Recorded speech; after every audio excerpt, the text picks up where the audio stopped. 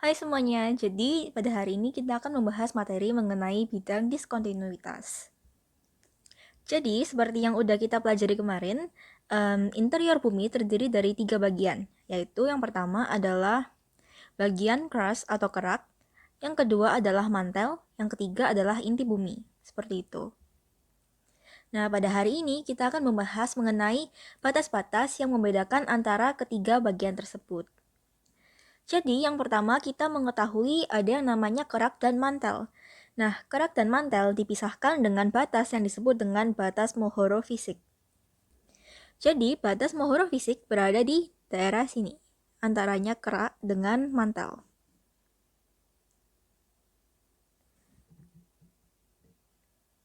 Yang kedua adalah batas yang membedakan antara mantel dan juga inti luar.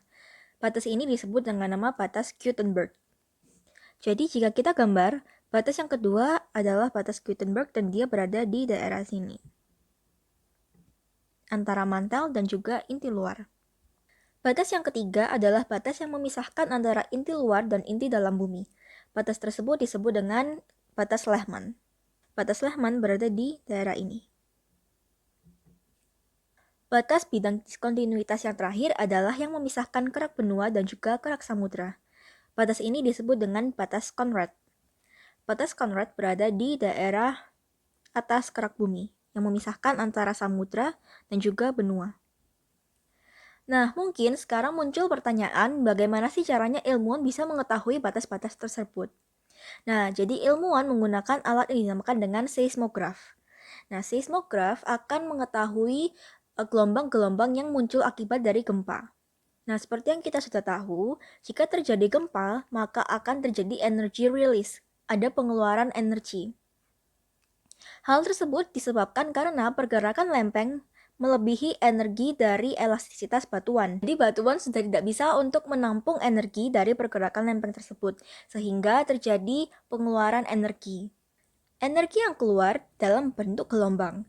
Nah, kita harus tahu ada dua jenis gelombang. Yang pertama adalah body wave, dan yang kedua adalah surface wave. Body wave berada di dalam bumi, sedangkan surface wave berada di permukaan bumi. Jadi yang selama ini kita rasakan ketika gempa adalah surface wave, seperti itu. Body wave terdiri dari dua bagian, yaitu primer dan juga sekunder. Gelombang primer berbentuk seperti selinki. Dia adalah gelombang longitudinal. Sedangkan gelombang sekunder berbentuk seperti ini. Jadi dia memiliki lembah dan juga bukit. Nah, gelombang sekunder merupakan gelombang transversal. Gelombang primer berbentuk longitudinal. Gelombang ini dapat melewati semua lapisan, baik itu keras maupun cair. Sedangkan gelombang transversal hanya bisa melewati lapisan yang keras. Ketika dia melewati lapisan yang cair, maka dia tidak akan terdeteksi oleh si seismograf. Apabila kita melihat dari gambar ini, maka kita bisa mengetahui bahwa ini adalah gelombang sekunder dan juga ini adalah gelombang primer.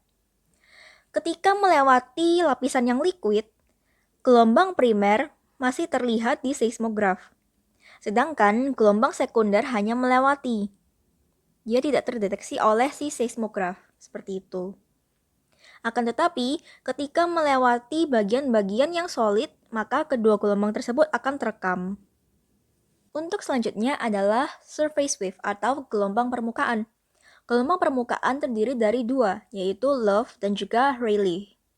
Untuk bentuknya, gelombang Love sama dengan gelombang yang longitudinal, sama seperti gelombang primer. Sedangkan untuk gelombang Rayleigh sama seperti gelombang sekunder, yaitu transversal. Lalu apa sih hubungan dari gelombang-gelombang tersebut dengan cara mengetahui lapisan-lapisan bumi? Bagaimana cara kita membedakan ini adalah lapisan mantel, ini adalah lapisan inti, ini adalah lapisan kerak? Nah, seperti yang sudah dijelaskan tadi, gelombang primer bisa melewati lapisan yang keras maupun yang cair. Sedangkan gelombang sekunder hanya bisa melewati lapisan yang keras. Oleh sebab itu, kita bisa melihat di gambar yang sebelah kanan ini, Untuk panah yang berwarna hitam, dia adalah gelombang primer, sedangkan untuk panah yang berwarna merah, dia adalah gelombang sekunder. Ketika terjadi gempa bumi di suatu titik, dia akan menyebar ke tempat-tempat yang lainnya. Nah, jadi di setiap negara, di setiap lokasi, di seluruh permukaan bumi ini terdapat seismograf. Sehingga kita bisa mengetahui ketika terjadi gempa di satu pusat, di tempat lain juga akan merasakannya. Dan itu akan merekam kira-kira tipe gelombang apakah yang terjadi di sana. Apakah itu hanya gelombang primer saja, ataukah juga ada gelombang sekundernya seperti itu. Apabila kita membandingkan dengan gambar yang di sebelah kiri, kita mengetahui bahwa si gelombang sekunder tidak akan terekam ketika berada di outer core atau di inti luar, karena inti luar bentuknya adalah liquid. Sedangkan si gelombang primer akan terekam karena dia bisa melewati keduanya, baik liquid maupun keras.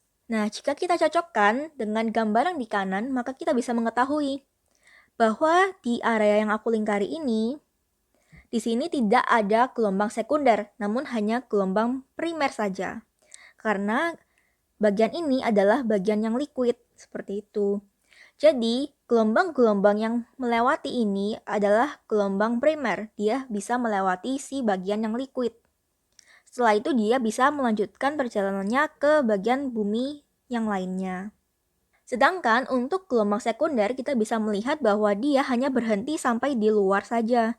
Dia tidak bisa melewati si bagian yang cair, seperti itu. Nah, jadi dari hasil pengukuran seismograf yang diletakkan di berbagai titik di permukaan bumi, kita bisa mengetahui kira-kira ini adalah lapisan mantel atau kira-kira ini adalah lapisan inti. Karena setiap lapisan di interior bumi memiliki karakteristiknya masing-masing, apakah dia liquid ataukah dia solid, seperti itu. Nah, mungkin kalian juga akan bertanya-tanya, kira-kira apa sih bagian ini yang tidak dilewati oleh gelombang gempa apapun? Nah, bagian ini disebut dengan shadow zone. Shadow zone terjadi karena ada pembelokan dari gelombang primer. Sehingga jika gelombang primer dia belok, maka si gelombang sekunder juga akan ikut belok. Maka terjadilah si bagian yang kosong ini. Di dua bagian ini. Ini adalah shadow zone. Nah, oleh karena adanya shadow zone, jika terjadi gempa di suatu titik, tidak semua permukaan bumi akan ikut merasakan gempanya. Karena ada beberapa tempat yang menjadi si shadow zone ini. Jadi dia tidak merasakan gempa sama sekali. Nah, sampai sini kita sudah paham kan bagaimana caranya ilmuwan untuk menetapkan batas-batas interior bumi. Jika kalian ada pertanyaan, feel free untuk komen di bawah ya.